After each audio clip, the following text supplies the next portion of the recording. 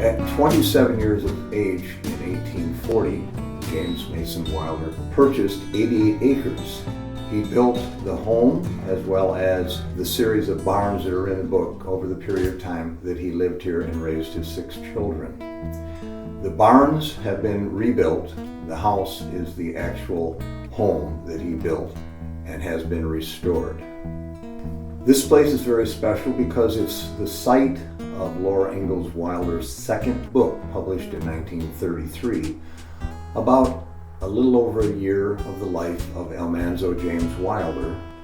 When people come to the Wilder farm, they have preconceptions of what they're going to find when they get there. Some people say the house looks smaller than we imagined it was. The barns look bigger or smaller. The barns are exactly the way they were when Almanzo lived here, because in 1987 and 88, an archaeological dig found the original barn foundations, compared them to the sketches Almanzo drew for Laura when she was writing the books, and discovered that on the south barn, for instance, he was only 1 foot off on the dimension of that barn.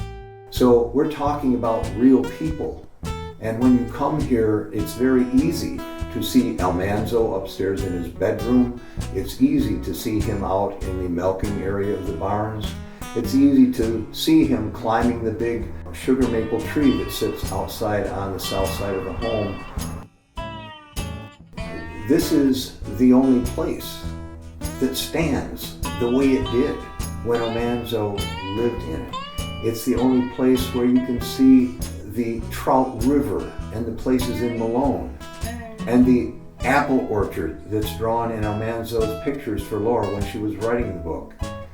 And you can walk on those original floors, and I have literally had people cry on tours because they just felt so moved to know that the character they loved so much stood on the same boards they were now standing on.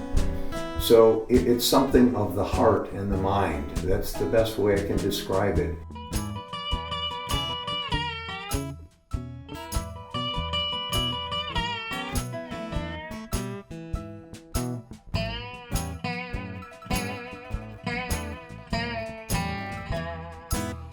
The message that Laura brings out in those books, the uplifting expressions, and even though you're down and out, you can still survive and make it on your own.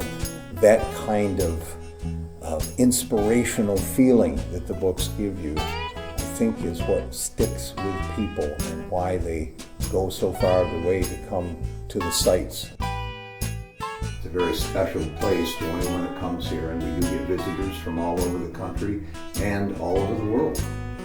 And it's hard to describe, to be sure, but it's just the kind of place that you can't help but fall in love with. And that's why we come back.